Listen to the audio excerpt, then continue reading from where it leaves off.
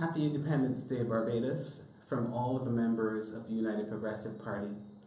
My name is Everton Holligan, and I bring you message and solidarity from the UPP. You see, today is a day of importance for us, and we are 52 years old, and we have contributed a lot to the development of our nation, and we want to give thanks and reflect on that. We hope and pray for a day of peace and prosperity, happiness and hope, but most of all, a day of honest, open reflection on who we are, and where we must still go as a nation. We are a proud people, and we have a lot to celebrate and give thanks for. I have lived abroad, and during my time away from home, I was always eager to return and ensure that I can contribute to the development of my country. Why? Because our country is one of the best places that one could want to live in this world. We have maintained a relatively safe country, and our citizens feel free to venture anywhere on this 166 square miles of land.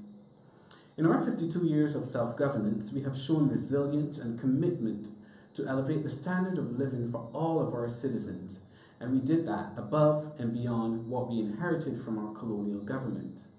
We have shown superiority in our governance as compared to our former colonizer. So we should be proud. Remember, we walked off plantations just the other day, had centuries of torture and dependency, yet still we have achieved so much comparatively. We fought for our freedoms, we resisted the terror of our former captors, and we worked our way up to becoming an independent nation. Now, some will say that it was a strategic move by the colonizer to give the new majority natives some sense of power, while they maintain a stronghold on our country, only allowing it to progress as they see fit. England also gave reparations to the plantation owners after slavery was abolished. The plantation owners controlled most of the land, the elite oversaw the political process, and all the while creating conditions that smacked of slavery. So independence for us, despite the negative intentions of the colonizer, was quite pivotal. We began to prove to them and the world that we should never be kept back from progress.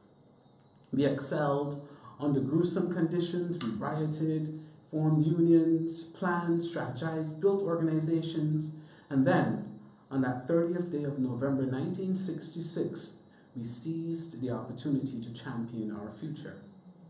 And here we are, with all of our challenges, all of our inherited deficiencies, staring history right in the face, ready to take on the next 52 years, bigger, bolder, and better than ever. But it would be unwise of us not to look back, to reflect, to critique, to repurpose our vision for the future in order to maximize the true value of independence. So celebrations are in order, and we definitely say that you should celebrate. Remember our founding mothers and fathers of our nation. However, now more than ever, it's essential to go back to the basics of nation building. You see, after independence, then comes nation building. The objective of nation building is to carve out a national identity. Then that identity must be used to shape the direction of our country. The relationship between the state and the citizen forms a major portion of that identity. Our independence movement may have forged ahead the value in forgiveness for the wrongs, but very little has been done to address the legacy of slavery, which left our citizens largely limited in our human developmental potential. This morbid history of enslavement and the impact of post-traumatic slave syndrome permeates throughout our society. Our ancestors were never treated for the trauma of being dehumanized, no reparations paid, no institutions set up to retrain the minds and heal the pain of the imposed self-hate. And therefore, the medicine needed for identity recovery must be strategic. Post-traumatic slave syndrome negatively affects the child and the adult, the homeless, and the politician. So it's against this backdrop that the strategy for nation building must be properly institutionalized.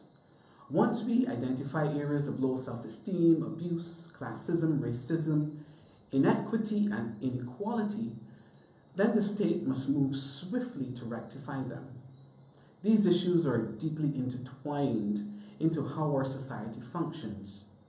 These institutionalized disparities undermine the success of our nation. To nation build, we need a level playing field, where no citizen is developmentally disadvantaged. Our new identity should seek to redress the traumas of our people as a priority. We have to understand how we have been impacted in all areas of human activity as a result of this historical trauma. A new national identity will fuel our nation. It will power the economy, manage social interactions, and give us a clear vision for the future. The leaders of our independence movement saw education as a vehicle to empower our people. To a large degree, that education has not served us totally well. It trained us how to think, and to a large extent, that training was not to our total advantage. True education inspires the human potential and advances the condition of the people relative to the rest of the world. It truly inspires independence, self-sufficiency, and meaningfully it improves our national identity. This national identity with a progressive, people-powered movement will ensure that the average citizen feel included into that vision for the future. If we consider our history, the internalized concept of a Bajan should largely reflect joy, happiness, progressive thinking, with confidence that our leaders truly represent our best interests. But this unfortunately is not the public sentiment and has put stumbling blocks in the way of our developing nation. The concept of independence is difficult to fulfill when government and citizens are in a tug-of-war with each other, both hoping to win, but not knowing that they are fighting for the same objectives. Who we are as a nation must be clearly articulated and synchronized through the development and execution of public policy and through the delivery of public services. Who we are as a nation is still a question that begs to be answered. Now, where we are as a nation may cause the founders of our nation to shed a tear. Are we a 52-year-old baby still working our way towards maturity? What is most commonly spoken of is the current economic challenges we face. Barbados is in a peculiar position where our debt status and management deficits over the last 52 years has brought us in a head-on collision with an IMF extended fund program. Just as we have rushed into this IMF agreement, not disputing its possible necessity, we also rushed into development without properly building our identity as a people. Having walked off plantations and, again, rushed into managing our own affairs, especially against the giants of developed nations who sucked the life from our country to build their own without reparations, and they didn't even compensate us for the committed crimes. But we made the mistake of not properly establishing that important identity and vision forward. With the largest cabinet in history and the largest electoral win in political history, we are witnessing a national political divide continually fostered by partisan politics and manipulation of the electorate. And this will only serve to weaken our national pride. Our debt to GDP far exceeds comfortable levels, our social services are in chaos, and the public sector employees are being sacrificed to facilitate a rushed IMF loan agreement. The projected way forward is deeply scarring the population, and public confidence in their elected officials continue to dwindle. Even though we have expanded our democracy, which should be celebrated, welcoming more diverse voices into our governance model, we still struggle with our lack of political maturity. The gaps between the rich and the poor continue to widen, while the contraction of the economy will cause smaller businesses to certainly collapse. Where we are as a nation is somewhat dire, unless we can once again produce visionary leadership to advance our rebirth. Where we are isn't where we want to be. Where we must go is back to the beginning. It's called Sankofa.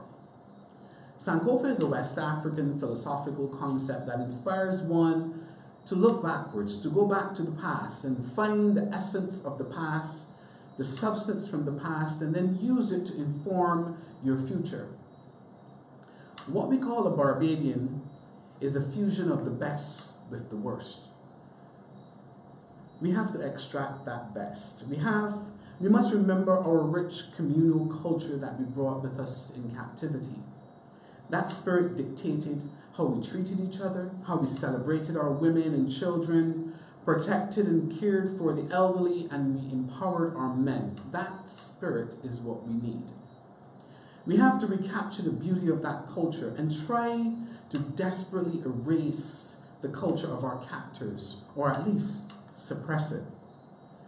From that, we will find our medicine, our respect for life, our tools for education, and the gold dust from which economies are built. Culture is the foundation, and we have to rebuild and repair ours. We have become fatigued, and we will have to rethink and retrain our strategy when we hear that we are punching above our weight. You see, we have to rebuild our people. We have to reform our education, retrain our teachers, our police, and reform the entire society at large, preparing for what this new Barbadian should be. The next 52 years must be a total reform and reclamation of the freedom and genius of our people. This is what we should do for the next 52. Reach backward, learn from the past, and go forward with wisdom. This message is at the heartbeat of the United Progressive Party. This is what UPP prescribes for our country. This is why the last elections we focused on the creative genius of our people as a way out of the economic trap that we are in. It is our vehicle to create wealth across many different communities of young and old in our country. Our message heavily focused on community development, and our policies would have made it easily for community empowerment. We advanced and we stressed the importance of land reform and land use for agricultural sustainability.